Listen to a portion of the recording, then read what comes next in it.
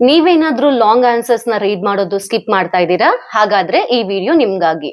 Hey there, I'm Joe here. I'm gonna teach you how to read long answers in a short way.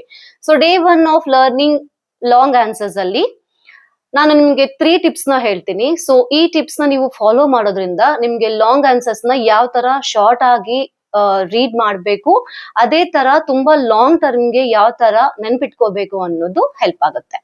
So let me come to the topic. So tip number 1, first thing, ನಾವು ಟಿಪ್ಸ್ಗೆ ಹೋಗೋದಕ್ಕಿಂತ ಮುಂಚೆ first thing ಏನು ಅಂದ್ರೆ, ನೀವು long answers ನೋಡಿದ ತಕ್ಷಣ first ಭಯ ಪಡೋದನ್ನ ಬಿಡ್ಬೇಕು.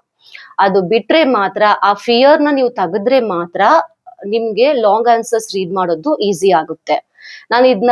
ನಾನು ಓದ್ತೀನಿ, ನನಗೆ ಓದಕ್ ಆಗುತ್ತೆ ಅನ್ನೋ ಒಂದು ಪಾಸಿಟಿವ್ ಮೈಂಡ್ ಸೆಟ್ ಇಂದ ಸ್ಟಾರ್ಟ್ ಮಾಡಿ. ಸೊ ಆ ತರ ಮಾಡೋದ್ರಿಂದ ನಿಮ್ಗೆ ತುಂಬಾ ಈಸಿ ಆಗುತ್ತೆ.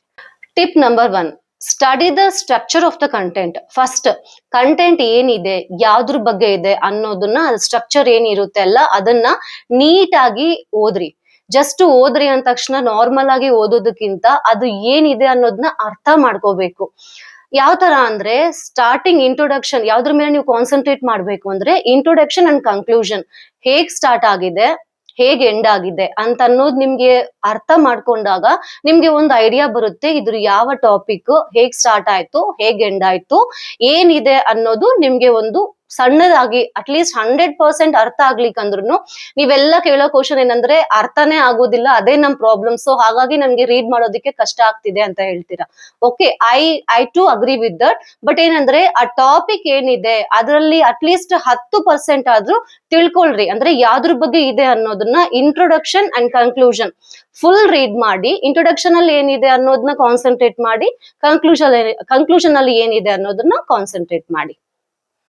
Tip number 2, visualisation. ಅಂದ್ರೆ ನಾವ್ ಅದನ್ನ ಇಮ್ಯಾಜಿನ್ ಮಾಡ್ಕೋಬೇಕು. ನೀವೇನು ಓದ್ತಾ ಇದ್ದೀರಾ, ಇವಾಗ ನಾರ್ಮಲ್ ಆಗಿ ಸ್ಟೋರೀಸ್ ಓದ್ಬೇಕಾದ್ರೆ ಸ್ಟೋರೀಸ್ ನ ಇಮ್ಯಾಜಿನ್ ಮಾಡ್ಕೋಬೇಕು. ಅದನ್ನ ನಮ್ಮ ಫಾರ್ ಎಕ್ಸಾಂಪಲ್, ಇವಾಗ ಇಂಗ್ಲಿಷ್ ಅಲ್ಲಿ ಏನಾದ್ರು ಸ್ಟೋರಿ ಓದ್ತಾ ಇದ್ದೀರಾ ಅಂದ್ರೆ ಅದು ನಿಮಗೆ ಅರ್ಥ ಆಗ್ತಿದೆ, ಅದನ್ನ ನಮ್ಮ ಮಾತೃಭಾಷೆಯಲ್ಲಿ ಕನ್ವರ್ಟ್ ಮಾಡ್ಕೊಂಡು ಯಾವ ತರ ಇದೆ ಸ್ಟೋರಿ, ಹೆಂಗ್ ಸ್ಟಾರ್ಟ್ ಆಗಿದೆ, ಏನೆಲ್ಲ ಆಗ್ತಾ ಇದೆ ಸ್ಟೋರಿ ಅಲ್ಲ ಅನ್ನೋದು ನಮ್ಗೆ ಜಸ್ಟ್ ಒಂದು ವಿಜುವಲೈಸ್ ಮಾಡ್ಕೋಬಹುದು. ಬಟ್ ಇದೇ ಸೈನ್ಸ್ ಅಥವಾ ಸೋಷಲ್ ಅಲ್ಲಿ ಬಂದಾಗ ಕಷ್ಟ ಆಗುತ್ತೆ. Am I right?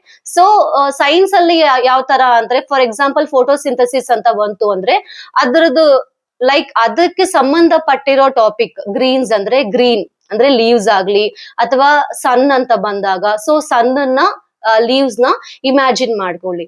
ಸೊ ಈ ವಿಜುವಲೈಸ್ ಮಾಡೋದ್ರಿಂದ ಏನಾಗುತ್ತೆ, ಏನ್ ಬೆನಿಫಿಟ್ಸ್ ಅಂದ್ರೆ, ನಾವು ನಾರ್ಮಲ್ ಆಗಿ ರೀಡ್ ಮಾಡೋದಕ್ಕಿಂತ ನಮ್ಮ ಕಣ್ಣಿಗೆ ವರ್ಕ್ ಆದಾಗ, ಅದು ವಿಜುವಲೈಸ್ ಮಾಡ್ಕೊಂಡಾಗ ನಮ್ಗೆ ಲಾಂಗ್ ಟರ್ಮ್ಗೆ ನೆನಪಿರುತ್ತೆ.